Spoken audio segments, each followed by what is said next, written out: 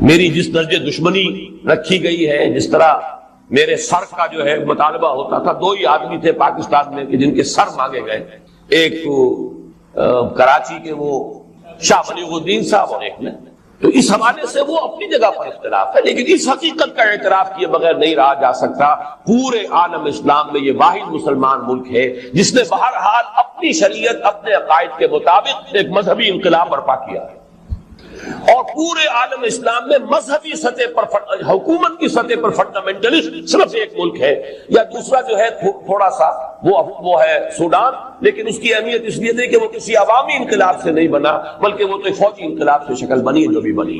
اللہ کرے اس میں استقامت ہو، اس سے یقینی کوئی نتیجہ برآمد ہو جائے، خبریں بھی اچھی آ رہی ہیں، لیکن میں تو دنیا کا جو پرسپیکٹو ہے اس کے حوالے سے عرض کر رہا ہوں کہ اس پہلو سے ایران ان کا ٹارگٹ ہے، ٹارگٹ نمبر 1 ایک خاص اعتبار سے، ٹارگٹ نمبر 1 ایک دوسرے اعتبار سے ہم ہے، وہ میں بعد میں عرض کروں گا، چونکہ حکومت کی سطح پر فنڈامنٹلزم ہے اور وہ آیا ہے ایک عوامی انقلاب کے نتیجے میں، پھر ان کے پاس تیل کی دولت ہے، اس کے خلاف اکنامک سینکشنز بھی ہو جائے تو اگر لیبیا کھڑا ہو سکتا ہے تو بہرحال وہ بھی کھڑا ہو سکتا ہے، اور نقشہ وہ دنیا کو دکھا چکا ہے کہ لڑا دے ممولے کو شہباز، یہ نقشہ بھی اس نے دکھا دیا ہے۔ یہ ہے ایران کا معاملہ۔ نمبر 2 پاکستان 400 برس کی تجدیدی مساعی کا امین ہے، امانت دار ہے۔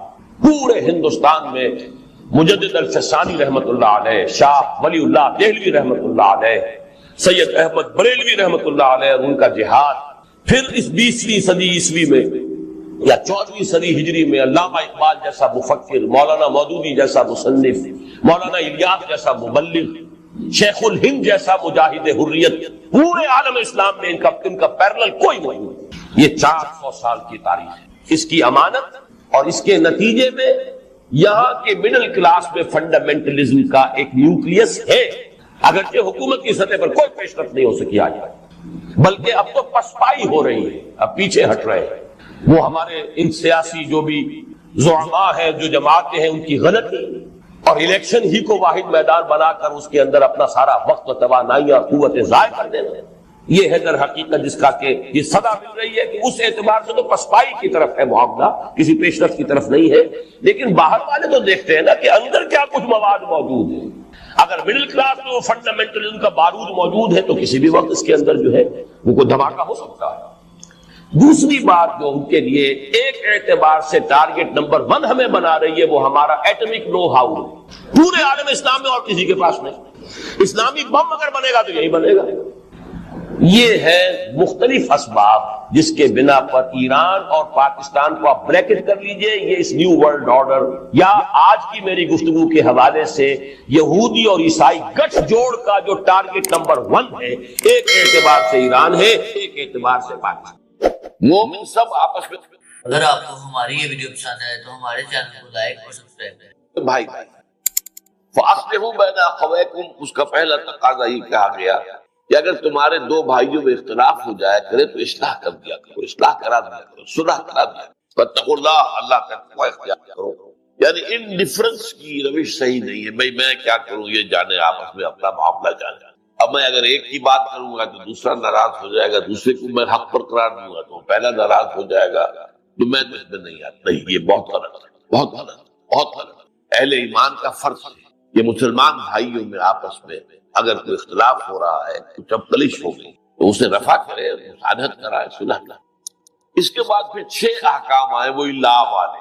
اہل ایمان، تم میں سے کوئی مرد کچھ دوسرے مردوں کا تمسخر نہ کیا گیا، مذاق، استہزاء۔ ہو سکتا ہے کہ جن کا مذاق اڑایا جا رہا ہے وہ مذاق اڑانے والوں سے بہتر ہو اللہ کی نگاہ میں۔ اب آپ نے کسی کا جسمانی عیب ہے اس پر مذاق اڑا دیا، یہ تو اللہ نے بنایا بھائی، اور کیا پتا کہ اس کے دل میں ایمان کتنا ہے، تمہارے اندر کتنا ہے، اللہ کی نگاہوں میں اس کا وزن زیادہ ہو، لہذا تمسخر، استہزاء۔ لا یسخر قوم من قوم عسى ان يكونوا خيرا منهم، اور چونکہ یہ مرض خواتین میں زیادہ ہوتا ہے لہذا دوہرا کرتا ہے، ولا نساء من نساء، اور نہ ہی کوئی عورتیں دوسری عورتوں کا مذاق اڑائیں اور تمسخر کریں۔ عسى ان يكون خيرا منهن، ہو سکتا ہے سوچے کہ جن کا مذاق اڑا رہی ہو وہ بہتر ہو اللہ کے نزدیک، تو ان کے لباس کے اوپر فطرہ چست کر دیا، کوئی وقت کے فیشن کے مطابق نہیں ہے، یہ کوئی اور شکل ہے. تو یہ چیزیں ہوتی عورتوں میں زیادہ ہے مردوں سے، ورنہ عام طور پر صرف مذکر کے سیغے میں ایک بات آ گئی تو وہ مردوں سے بھی خطاب ہو گیا، عورتوں سے بھی ہو گیا.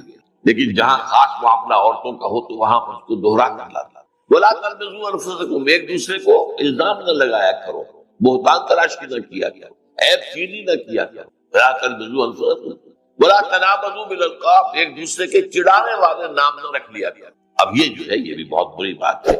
آپ نے کسی وہ اپنی جگہ پر فرض کیجئے کوئی لوگ اپنے آپ کو اہل حدیث کہتے ہیں یا سلفی کہتے ہیں، آپ نے وہابی کہہ دیا. اب یہ چیز جو ہے تکلیف دہ ہے ان کے لیے، آپ کیوں اس کا معاملہ کرتے ہیں؟ ایسا نہ کریں. جماعت اسلامی کے لوگ ہیں، مودودی ہے، اب یہ بھی کوئی صحیح نہیں انداز نہیں ہے آپ کا. یہ تو یہ ہے کہ ان کو وہ جماعت اسلامی کے رکن ہے، آپ کسی ایک بات سے نہیں آ. وَلَا تَنَابَزُوا بِالْأَلْقَابِ بِئْسَ الِاسْمُ الْفُسُوقُ بَعْدَ الْإِيمَانِ، ایمان کے بعد تو یہ برے نام بھی برے، عمل تو دور کی بات ہے. یہ زبانی کلامی بھی جو تم بات کر دیتے ہو، تم سمجھتے ہو کہ شاید اس پر کوئی گرفت نہیں ہوگی، اللہ تعالیٰ کے ہاں اس کی بڑی گرفت ہوگی. ہم وہ حدیث پڑھ چکے، حضرت معاذ سے کہا تھا حضور نے کہ معاذ سکرت کا امک یا معاذ، لوگوں کو جہنم میں اونگے منہ ڈالنے والی شے اس زبان کی کھیتیوں سے بڑھ کر اور کوئی نہیں. زبان جو ہے کیونکہ بے لگام ہوتی ہے، طاقت نہیں لگی، کچھ خرچ نہیں آیا، جو چاہا بک دیا. لیکن ہر لفظ جو ہے تمہارے منہ سے نکلا ہوا وہ یا تو جنت میں جا کے پودا بن جائے گا اور یا جہنم کا کوئی جھاڑ چٹان بنے گا جو تمہیں آخرت میں جا کے کاٹنا پڑے گا. اگلی آیت میں فرمایا اہل ایمان ایک دوسرے سے سوء ظن سے کام کرنا. پہلے اسے انسان سمجھے کہ اس میں تو یہ خرابی ہے. بھائی آپ کے پاس کیا ثبوت ہے؟ وہ واقعہ ہو گیا ہے، کوئی ثبوت ہے اب ٹھیک ہے، آپ کو رائے قائم کریں. ایسے ہی بغیر کسی ثبوت اور واقعے کے آپ نے ظن قائم کر دیا. ان بعض ظن اسم، بعض جو ہے سوء ظن وہ تو اللہ کی نگاہ میں گناہ بن جاتا ہے، بہت بڑا گناہ. ولا تجسسوا، اور دیکھو ایک دوسرے کے حالات کی ٹو میں نہ رہا. بعض لوگ ہوتے ہیں جیسے مکھی کے کام میں گندگی میں بیٹھے گی، وہ اپنی فطرت ہے. کچھ لوگ جو ہے وہ اس میں رہتے ہیں کھوج میں، اس گھر میں کیا ہو رہا ہے، اس میں کوئی دنگا ہے یا نہیں، فساد ہے کہ نہیں، ذرا سی کوئی اگر کوئی بھی بات کو لے اڑے، یہ ان کا ذوق ہوتا ہے. تو اس طریقے سے کرو گا بھلا تجسس. بلکہ آج ہم جو حدیث پڑھ رہے ہیں اس کے برعکس ہے کہ اگر تمہارے کسی مسلمان بھائی کا کوئی عیب تمہارے علم میں آ جائے تو اس کے اوپر پردہ ڈالو، اسے بیان کرنا، خود تجسس کر کے لوگوں کے عیوب تلاش کرنا، یہ تو بہت بری بات ہے. ولا یغتب بعضکم بعضا، اور دیکھو ایک دوسرے کی غیبت نہ کیا، کسی مسلمان بھائی کے پیچھے اس کی کوئی برائی بیان نہ کرنا. اور وہ پوچھا کہ حضور اگر وہ برائی اس میں ہو تب بھی نہ کرے. فرمایا تبھی تو وہ غیبت ہے، اگر وہ ہے بھی نہیں تو بہتان ہو گیا، وہ تو بہت بڑا گناہ ہو گیا. ایک شخص کے اندر ایک عیب ہے، یہ کوئی برائی اس نے کی ہے، اس کے پیچھے اس کا ذکر مت کرو، ہاں سامنے کرو اور اب اس کی اوپر تنقید کرو تاکہ وہ اپنی اصلاح کرے. پیٹھ پیچھے کرو گے یہ غیبت ہے. اور اس کو اتنا برا کہا گیا کہ ایحب احدکم ان یاکل لحم اخیہ میتا، کیا تم میں سے کوئی شخص اپنے مردہ بھائی کا گوشت کھانا پسند کرے گا؟ فکرہتموہ، یہ بات تو تمہیں بری لگی بہت، لیکن تم جان لو کہ کسی مسلمان بھائی کی غیبت کرنا اخلاقی سطح پر وہی فعل ہے جو کسی مسلمان بھائی کا گوشت کھانا بولتا. کیوں؟ اس کے دیکھیے کیا اس کے اندر مناسبت کیا ہے. جو مردہ ہے وہ اپنا دفاع نہیں کر سکتا، آپ جہاں سے چاہ بوٹی اڑا لیں، کوئی دفاع نہیں کر سکتا. اسی طرح جو شخص موجود نہیں ہے وہ اپنا دفاع نہیں کر سکتا. وہ موجود ہوتا تو بتاتا بھائی نہیں آپ کو غلط فہمی ہوئی ہے، یہ بات میں نے نہیں کی ہے، یا بات میں نے نہیں کی ہے، اس کا یہ پس منظر ہے. وہ کچھ نہ کچھ دفاع کرتا نا. جب وہ ہے نہیں وہ اپنی عزت کا دفاع نہیں کر سکتا، جیسے وہ مردہ جو ہے وہ اپنے جسم کا دفاع نہیں کر سکتا. یہ میں نے آپ کو بتایا یہ انداز ہے قرآن کا، جیسے کہ ہمارے کلمے کی بھی ترتیب یہی ہے لا الہ الا. یہ دنیا جو ہے در حقیقت کیا ہے، وَمَا الْحَيَاةُ الدُّنْيَا إِلَّا مَتَاعُ الْغُرُورِ، یہ دھوکے کا سامان ہے. اصل زندگی کو اس نے ڈھانپا ہوا ہے. ہم نے یہ سمجھ لیا کہ زندگی یہی ہے، اسی کے لیے بھاگ دوڑ محنت صبح و شام، اسی کے مستقبل کی فکر ہے، لیکن اصل زندگی اس کی کوئی فکر ہی نہیں. باقی ایک دجال جو ہے جو آئے گا وہ معاملہ احادیث کے اندر بھی بڑی طوالت کے ساتھ ہے اور اس میں کافی پیچیدگیاں بھی ہیں. بعض چیزیں جو ہے ایک دوسرے سے کچھ مختلف بھی ہیں، اس میں پھر اہل علم کو بہرحال مطابقت پیدا کرنی پڑتی ہے. میں نے جہاں تک اپنی کوشش کی ایک رائے تک میں پہنچا ہوں، لیکن ابھی میں اسے بیان نہیں کر رہا ہوں. بہرحال دجالی فتنے کی خبریں موجود ہیں بہت شدت کے ساتھ، اور اس سورت کا پڑھنا جو ہے اس میں بہت مفید ہے. اس سورت کے مضامین کا دجالی فتنہ بالعموم سے کیا تعلق ہے وہ تو اس ہم دورہ ترجمہ دوران کے اس کے دوران بھی آپ کو معلوم ہو جائے گا، لیکن اس میں جو خاص بڑے مباحث ہیں، خاص طور پر یہ کہ ایک ہمارے بہت بڑے عالم گزرے ہندوستان میں اس صدی کے آغاز میں مولانا مناظر حسن گیلانی، انہوں نے اس میں باقاعدہ کتاب لکھی ہے، آپ کو مل جائے گی بازار میں بھی، اصحاب کہف کے جو کا معاملہ سورہ کہف کے مباحث ہیں ان کے۔ میں نے اس کو اپنی ایک تقریر کے اندر کسی خطاب جمعہ میں سورہ کہف کے مضامین کا خلاصہ بیان کیا تھا، جس کا عنوان ہے دنیا کی حقیقت۔ ظاہر بات ہے تفاصیل زیادہ جو ہے وہ میرے لیے ممکن نہیں ہے کہ اس دورہ ترجمہ کے دوران بیان کر سکیں۔ وَيُنذِرَ الَّذِينَ قَالُوا اتَّخَذَ اللَّهُ وَلَدًا، اور خبردار کر دیں ان لوگوں کو جنہوں نے کہا کہ اللہ نے بیٹا بنایا۔ یہ ساری دجالیت جو ہے اس کی جڑ کیا ہے؟ مسیحیت، جو موجودہ مسیحیت ہے، جو حقیقت میں مسیحیت نہیں ہے، پالزم، جس کی بنیاد تثلیث پر ہے کہ اللہ کا بیٹا بنا دیا حضرت مسیح علیہ السلام کو، اور انہیں کفارہ بنا دیا تمام جو بھی مان لے ان کے گناہوں کا، پیش کی معافی ہے ان کے گناہوں کی جو حضرت مسیح پر ایمان لے آیا، اور نمبر 3 شریعت ساخت کر دی، اور نمبر 4 سارا اختیار جو ہے وہ پوپ کے ہاتھ میں دے دیا گیا کہ تم جو چاہو جس چیز کو چاہو حلال کرو، جس چیز کو چاہو حرام کرو۔ ان چیزوں نے مل کر نفس مذہب کو اس قدر قابل نفرت سے بنا دیا کہ یورپ کے عوام کے اندر مذہب کے خلاف شدید نفرت پیدا ہو۔ چنانچہ اس کے بعد جب مسلمانوں کے زیر اثر وہاں پر علم پھیلا ہے، ہسپانیہ کی یونیورسٹیوں سے علوم اور فنون جو ہیں یہ فرانس اور اٹلی اور جرمنی کے نوجوان آتے تھے، اور وہاں آ کر وہ قرطبہ اور غرناطہ اور طریقہ کی یونیورسٹیوں سے پڑھ کر جاتے تھے۔ تو ان کے زیر اثر جو ایک ریفارمیشن شروع ہوئی، اصلاح مذہب، اور ایک رینائسنس، تحریک احیاء العلوم، وہ جو اصل تو تحریک تھی اس بات کی کہ انسان علم کی طرف دوبارہ رجوع کرے، لیکن یہ کہ وہ علم جب آگے بڑھا ہے تو وہاں پہ عیسائیت کے خلاف جو رد عمل تھا اس کی وجہ سے اس میں مذہب کی دشمنی جو ہے اس تحریک کے اندر خود بخود شامل ہو۔ تو مذہب سے بیزاری، روحانیت کا انکار، آخرت سے بالکل بے پرواہی اور اس کا بھی انکار، اور خدا ہے یا نہیں ہے اس سے کوئی سروکار نہیں، یہ جو اس تہذیب کے اصل میں اثرات بنے ہیں سارے، یہ اسی غلطیوں کا یہ اثرات ہیں، نتائج ہیں کہ جو عیسائی مذہب کے اندر بھی یہ تحریفات کر کے جو غلطیاں کی، اس کو یہاں کہا گیا ہے کہ ان لوگوں نے کہ جنہوں نے یہ عقیدہ ایجاد کیا، ما لہم بہ من علم، ان کے پاس اس کے لیے کوئی علمی سند نہیں ہے، ولا لآبائہم، نہ ان کے آباء و اجداد کے پاس کوئی سند تھی، کبرت کلمۃ تخرج من افواہہم، بہت بڑی بات ہے جو ان کے منہ سے نکل رہی ہے، بہت بڑی گستاخی ہے جو یہ اللہ تعالیٰ کی شان میں کر رہے ہیں، ان یقولون الا کذبا، یہ نہیں کہہ رہے مگر جھوٹ، سراسر سیدھا سفید جھوٹ بول رہے ہیں۔ فلعلک باخع نفسک علی آثارہم، تو اے نبی شاید کہ آپ اپنے آپ کو ہلاک کر لیں گے ان کے جو اثرات پڑنے والے ہیں، عیسائیت کے اس غلط عقیدے کے جو نتائج برآمد ہوئے ہیں، جب یہ نتائج ظاہر ہوں گے تو وہ اتنے سنگین ہوں گے، فلعلک باخع نفسک، کہ ان کے احساس سے اور ان کے ادراک سے شاید کہ آپ اپنے صدمے سے اپنے آپ کو ہلاک کر لیں۔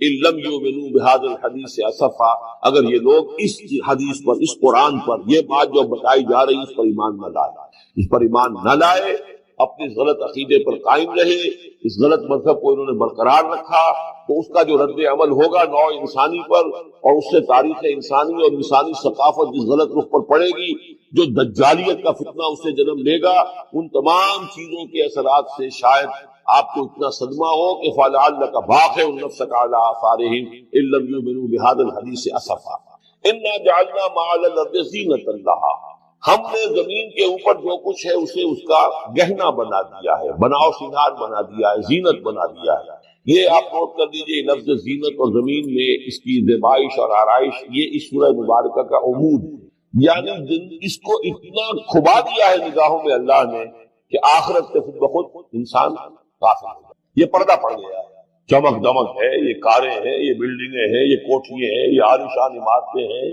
یہ کیا کوئی اس کی جو یوں سمجھیے پومپ اینڈ شو جو ہے اس دنیا کا، اور ظاہر بات ہے امریکہ میں جا کر دیکھیے تو جو کچھ یہاں دیکھ رہے ہیں اس سے 10 گنا 100 گنا 1000 گنا آپ کو نظر آئے گا، عقلیں دنگ ہو جاتی ہے۔ نتیجہ کیا نکلتا ہے کہ انسان یہ سمجھتا ہے کہ اصل شے یہی مادہ ہی ہے، اصل ہدایت پہ یہی لوگ ہیں، یہی لوگ ہیں صحیح معنی میں کہ جنہوں نے واقعتاً علم حاصل کیا ہے، لہذا ان کی غلط تہذیب، ان کا غلط تمدن، ان کے تمام غلط ثقافت کے معاملات کے بھی ہم اسی طریقے سے پیروی کر رہے ہیں۔ یہ سارا مسئلہ جو ہے وہ اس لیے ہے کہ یہ چمک دمک دنیا کی زیبائش اور آرائش، اس سے ہم متاثر ہیں۔ انا جعلنا مع الارض زینۃ اللہ، جو کچھ زمین کے اوپر ہے اسے ہم نے اسے اس کے لیے بناؤ سنگھار بنا دیا، لنبلوہم، تاکہ ہم آزمائیں ان کو، ایہم احسن عملا، کون ہے ان میں سے اچھے عمل کرنے والا۔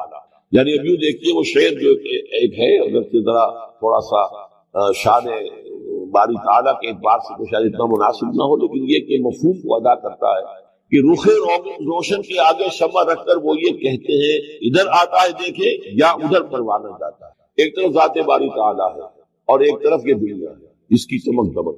اب یہ پروانہ جو ہے یہ انسان، اس کا امتحان ہے، آیا یہ اللہ اور آخرت کی طرف جا رہا ہے یا دنیا کی طرف اور دنیا کی زیبائش اور آرائش کی طرف جا رہا ہے۔ جو زیبائش اور آرائش کی طرف چلا گیا وہ گیا، تباہ و برباد ہو گیا، فقط خسر خسران مبین۔ اور جس نے اس دنیا کی زیبائش اور آرائش اس سے منہ موڑ کر وہ جو حقیقت ہے، جو اصل حسن ازلی ہے اللہ تعالیٰ کا، اور اس کا جو جلال اور کمال ہے اور جو آخرت کی نعمتیں ہیں ان کو اختیار کر لیا، وہ کامیاب ہے۔ تو امتحان اتنا ہی ہے کہ رخ روشن کے آگے شمع رکھ کر وہ یہ کہتے ہیں ادھر جاتا ہے دیکھے یا ادھر پروانہ آتا ہے۔ وَإِنَّا لَجَاعِلُونَ مَا عَلَيْهَا صَعِيدًا جُرُزًا، اور یہ کہ جو کچھ بھی اس پر ہے ہم ایک وقت آئے گا کہ اس کو بنا کر رکھ دیں گے جیسے کہ میدان جس میں سے کہ فصل کاٹ لی گئی۔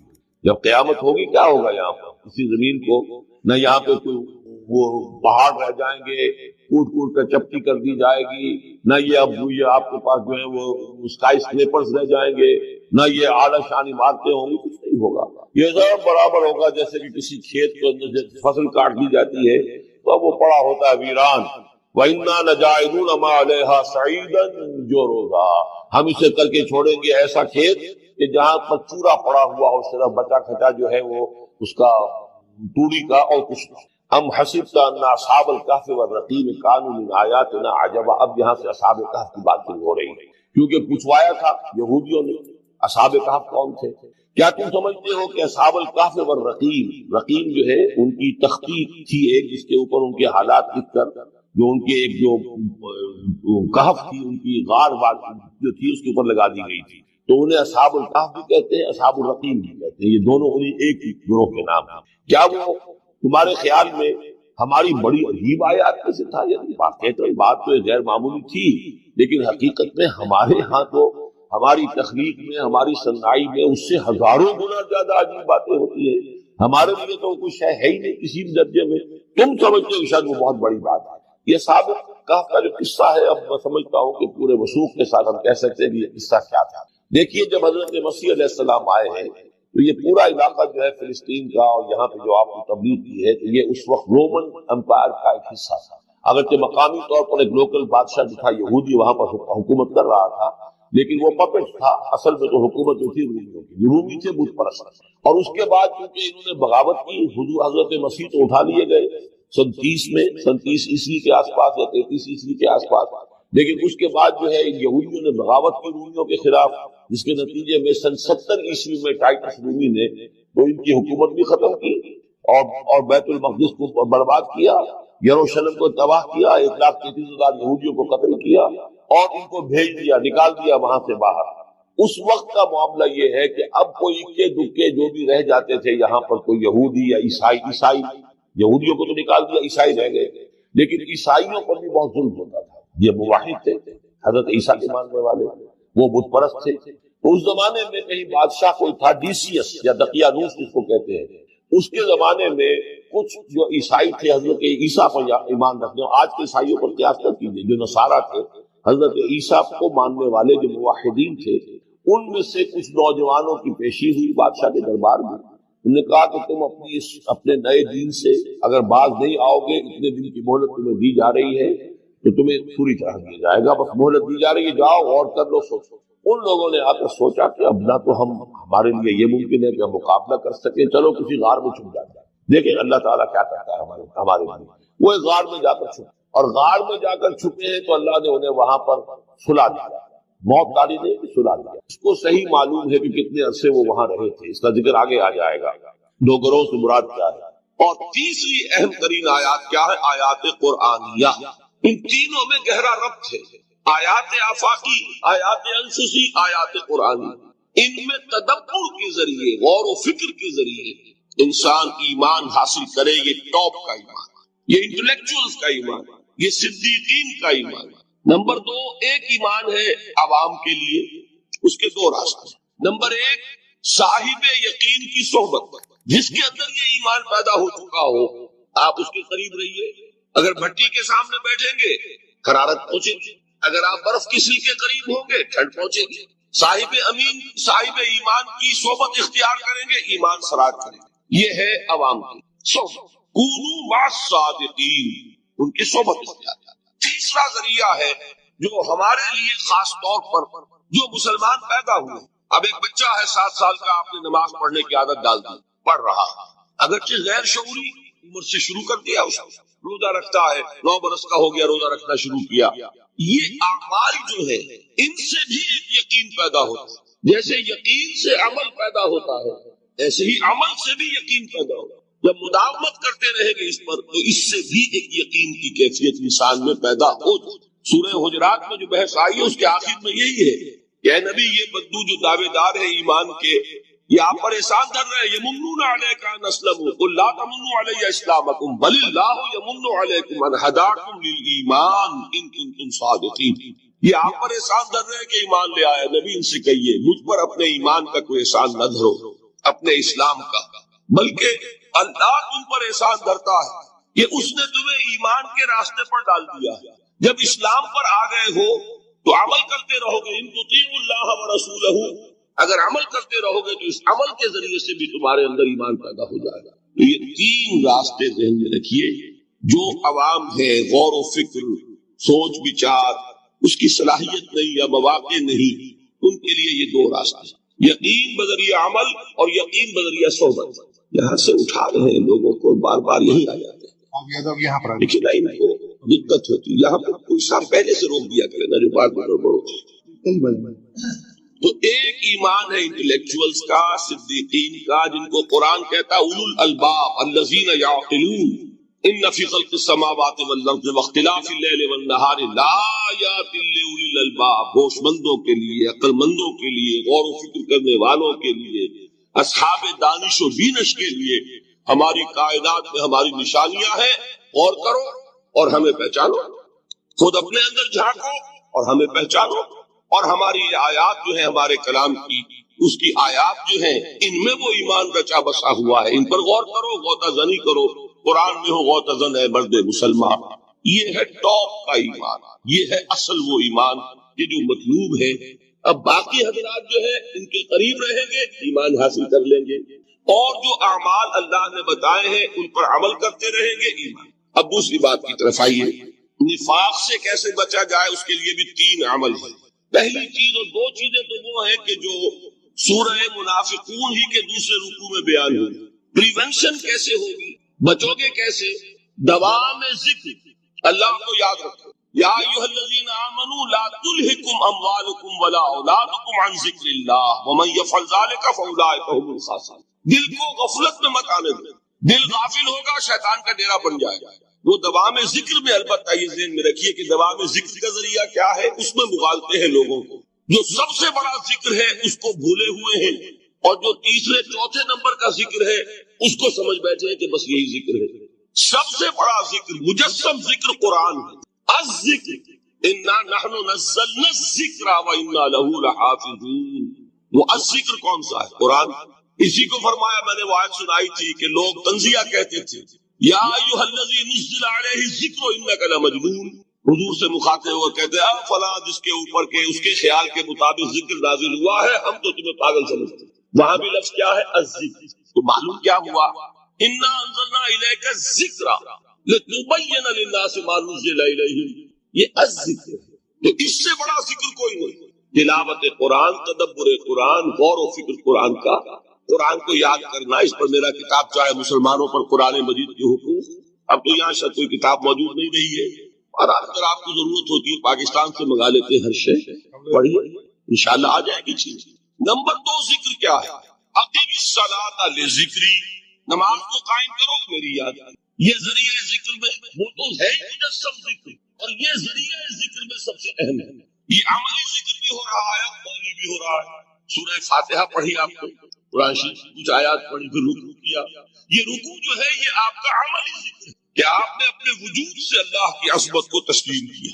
پھر آپ سجدے میں گرے، یہ آپ کا عملی ذکر ہے کہ اپنے وجود سے آپ نے اللہ کی عظمت کو اور تسلیم. تیسری چیز ہے مسنون دعائیں اور مسنون اذکار جو حضور سے ثابت. ہمارے یہاں کیا ہو گیا، مجھے فلاں حضور نے یہ چیز بتائی ہے، وہ تو پڑھتے چلے جا رہے ہیں. نہ قرآن سے دلچسپی، نہ اذکار مسنونہ سے دلچسپی، ادعیہ معصورہ. غور کریں گے کہ زندگی کے ہر عمل کے لیے حضور کی دعا موجود. صبح اٹھے دعا ہے، آپ کھلتے بیت الخلاء میں داخل ہونے لگے دعا ہے، نکلے دعا ہے، وضو کرنے بیٹھے دعا ہے، فارغ ہوئے دعا ہے، مسجد کے لیے گھر سے نکلے دعا ہے، مسجد میں داخل ہوئے دعا ہے. مسجد میں تو ہے ہی ذکر، نماز ہے، تلاوت ہے. باہر نکلے دعا ہے، گھر میں داخل ہونے لگے پھر دعا ہے. سواری پر سوار ہو رہے ہیں دعا ہے، اتر رہے ہیں دعا ہے، شیشہ دیکھ رہے ہیں دعا ہے، کپڑے پہن رہے ہیں دعا. زندگی کا کوئی عمل نہیں یہاں تک کہ جو تعلق زر و شو ہے، جس کو کہ خالص حیوانی بات سمجھا جائے گا، اس کے لیے بھی دعا ہے. غفلت میں وہ کام بھی نہیں کرتا. سمجھ رہے ہیں؟ اب آپ غور کیجئے، اس میں کوئی اضافی وقت نہیں لگا، کوئی اضافی پوسچر اختیار نہیں کیا، آپ نے یوں بیٹھو، اس طرح بیٹھو، یوں کرو، کوئی آپ کا وقت اضافی نہیں لگا. جو کام کر رہے ہیں اور آپ اللہ کو یاد کر رہے ہیں، اور وہ اللہ کی یاد اس کام کی مناسبت سے. ان انبیاء معصورہ سے دو تعلق جڑ گئے انسان کے. دعا کس سے کر رہے ہیں؟ اللہ سے. جڑا کہ نہیں؟ اور یہ الفاظ کس کے ہیں؟ محمد رسول اللہ کے. تو آپ کے دو تعلق جڑ گئے. آپ اپنی جی سے گھڑ کر دعا مانگیں گے تو پہلا تعلق ہو جائے گا، دوسرا نہیں ہوگا. بہتر سے بہتر دعا مانگ لیں آپ. لیکن حضور سے جو معصور اور مسنون الفاظ جب آپ زبان سے نکالتے ہیں تو آپ کا تعلق اللہ سے بھی ہوا بذریعہ دعا، اور وہ الفاظ جو کہ حضور کے ہیں صلی اللہ علیہ وسلم تو حضور کے ساتھ. یہ تیسرا ہے. چوتھے درجے میں مانتا ہوں کہ ایک ہوتی ہے خاص کسی شخص کے امراض کی تشخیص کرنے کے بعد تجویز. کوئی اگر طبیب ہے، ماہر طبیب روحانی، وہ آپ کو دیکھے گا تو اندازہ لگائے گا کہ آپ میں کیا کمی ہے، اس کے مطابق آپ کو ذکر بتائے گا. بھئی فلاں آیت کا مراقبہ کیا کرو. کسی میں بزدلی ہوتی ہے، کسی میں مال کی محبت زیادہ ہوتی ہے، کسی میں توکل کی کمی ہے، کسی میں شہرت کی خواہش ہے، نمایاں ہونے کا جذبہ ہے، کسی میں تکبر ہے. سب کا ایک سا برس تو نہیں ہوتا. تو یہ در حقیقت اندھے کی لاٹھی سے نہیں چلنے والی بات. یہ تو ماہر کا کام ہے کہ وہ تجویز کرے کہ تمہارے لیے خاص طور پر ذکر. در حقیقت ہمارے جو یہ سلسلے تھے سلوک کے، بڑے ماہر ہوتے تھے یہ لوگ، بڑے ماہر اطباء تھے.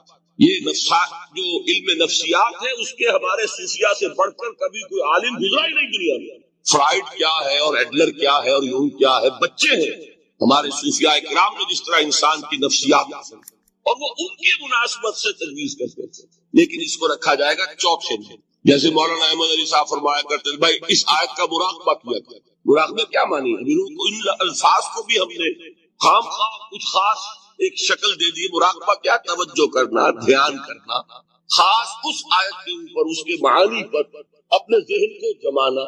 وہ کیوں ہے؟ تاکہ آپ کے اندر جو کمی ہے اس کی تلافی اس سے. لیکن یہ کہاں آئے گا؟ چوتھے میں. سمجھ گئے؟ تو نفاق سے بچنے کا ذریعہ پریونشن کیا ہے؟ نفاق سے دوا میں ذکر.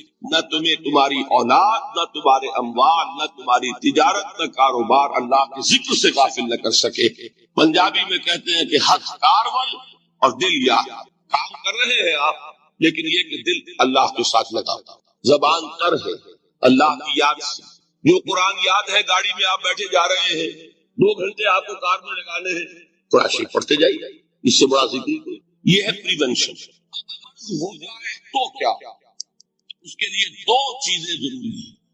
ایک دیکھیے عجیب ہے یہ نفاق کا علاج انفاق سے. صرف ایک الف لگانا. انفاق کے معنی اور ہے. یہ پتا ہے کس سے؟ نفقت الدراہم، پیسے ختم ہو گئے، مک گئے. یا نفق الفرس، گھوڑا مر گئے. تو مال کو کھپانا، لگانا اللہ کی راہ میں. اگر دل میں نفاق کی کوئی آلائش آئی ہے تو اس کا ازالہ ہوگا انفاق فی سبیل اللہ.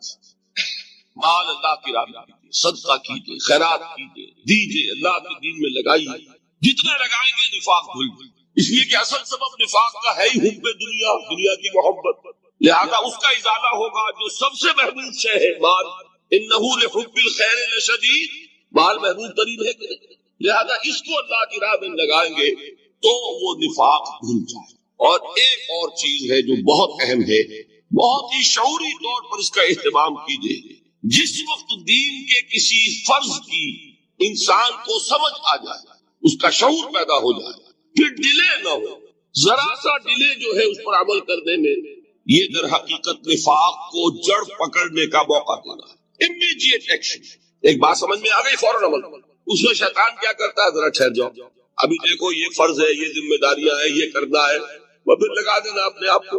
بہت سے لوگ کہتے ہیں بس ریٹائرمنٹ کے بعد تو سارا میں دین کے لیے وقف کر دوں گا۔ اول تو خدا کے بندے تمہارے اندر رہ کیا جائے گا ریٹائرمنٹ کے بعد؟ سارا تو کھپ چکو گے، رہ کیا جائے گا؟ دوسرے یہ بھی جان لیجئے کہ کار دنیا کشے تمام نہ کر، ریٹائرمنٹ کے بعد کون فارغ ہو جاتا ہے؟ بیٹوں بیٹیوں سے فارغ ہوئے تو پوتے پوتیاں موجود ہیں، نواسے نواسیاں موجود ہیں، کبھی بھی وہ بوجھ ختم نہیں ہوتا زندگی کا۔ وہ تو یہ کہ آج بات سمجھ میں آئی ہے تو آج عمل ہونا چاہیے۔ قرآن مجید میں سورہ انعام میں بڑی شدید وعید آئی ہے، الفاظ ہیں یہ، وَنُقَلِّبُ أَفْئِدَتَهُمْ وَأَبْصَارَهُمْ كَمَا لَمْ يُؤْمِنُوا بِهِ أَوَّلَ مَرَّةٍ،